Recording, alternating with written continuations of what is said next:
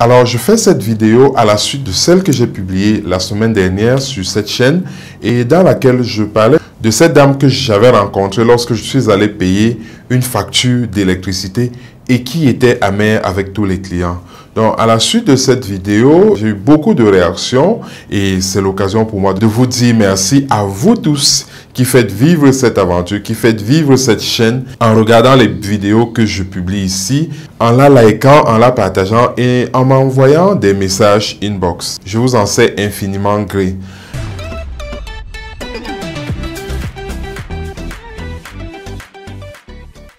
Salut, je suis Emmanuel Blaise Tapon, entrepreneur et coach professionnel. Je te souhaite la bienvenue sur CraftBTU, la chaîne des gens qui veulent tirer le meilleur d'eux-mêmes.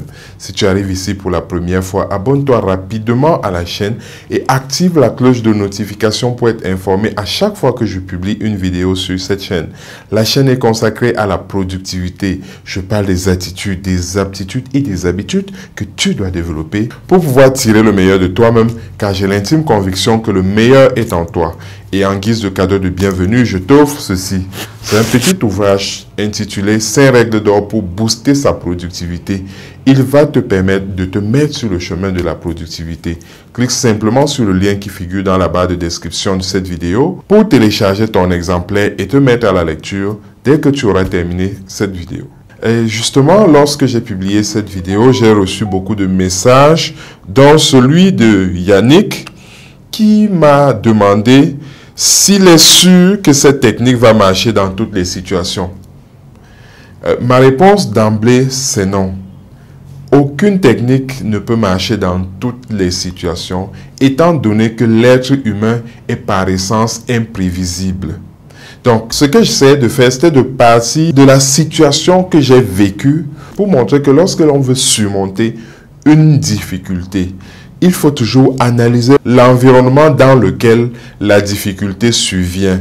Essayer de comprendre qu'est-ce qui peut être la source de cette difficulté. Quelle peut être l'émotion qui explique un certain comportement. Parce que ça ne sert à rien d'affronter un comportement. Il faut plutôt voir si l'on ne peut pas agir sur l'émotion. C'est ça l'intelligence émotionnelle. Pouvoir identifier les émotions, pouvoir les comprendre et pouvoir les gérer. C'est ça qui permet, dans une situation donnée, de se mettre un tant soit peu dans la peau de l'autre pour se poser des questions, parfois se remettre en question, adopter une approche différente parce qu'il n'y a pas de comportement universel, il n'y a pas d'attitude universelle. L'attitude que l'on adopte dépend des acteurs en présence, dépend de l'état d'esprit dans lequel les acteurs se trouvent. Et c'est ce qu'il est important de développer pour pouvoir s'en sortir. Lorsqu'on se retrouve par exemple au sein d'une équipe, il y a plusieurs types de comportements qu'il faut gérer. Chaque maillon de l'équipe a peut-être sa façon de penser, a sa façon de réagir face à un type de situation, face à un type de difficulté. Et celui qui veut pouvoir fonctionner avec tout ce monde-là doit faire la différence entre ces différentes personnalités pour pouvoir les gérer au cas par cas, parce qu'il n'y aura pas une gestion collective, une gestion universelle. Il ne faut jamais penser que au sein d'une équipe, tout le monde peut réagir de la même façon. Nous sommes tous différents et celui qui veut avancer a forcément besoin de comprendre les autres. Lorsque j'ai commencé à travailler, par exemple, j'étais dans un bureau de 3 avec 2 collègues. Et parmi les 2 collègues, il y en avait un qui s'associait difficilement à nous, qui participait difficilement à nos conversations. Parfois, quand on l'interpellait, c'était la colère. Donc, personne ne le comprenait et on l'avait même étiqueté. C'était quelqu'un d'insociable. Il a fallu l'observer pendant un bon bout pour se rendre compte qu'il lui arrivait de sourire lorsqu'il lisait quelque chose sur son téléphone.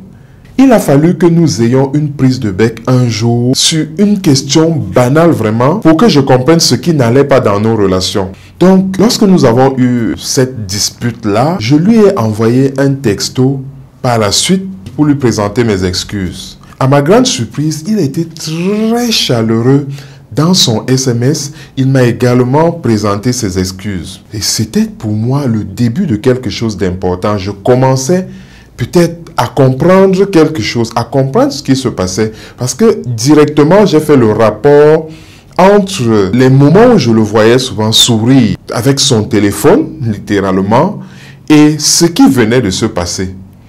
C'est ainsi donc que je l'ai approché, je lui ai demandé: mon frère, je ne comprends pas pourquoi ça ne va pas ici. Tu vois, on a de la peine à causer dans ce bureau et on dirait que tu n'aimes pas que l'on discute.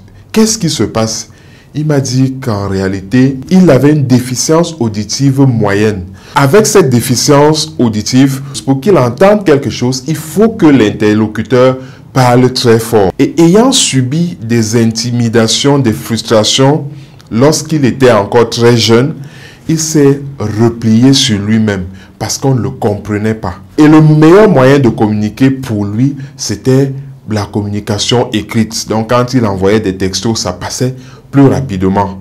Voilà donc une situation que je n'ai pu découvrir d'un petit accrochage que nous avons eu.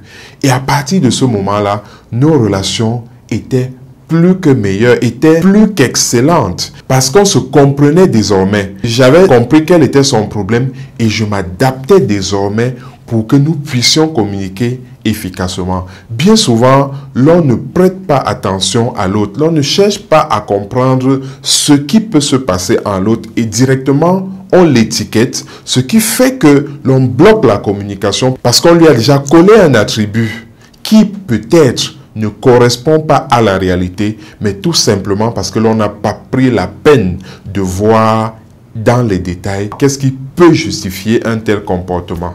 Voilà, c'est tout pour cette vidéo. J'espère que tu as appris quelque chose. Si c'est le cas, dis-le moi en commentaire, like-la et partage-la avec tes contacts afin qu'ils puissent eux aussi en bénéficier.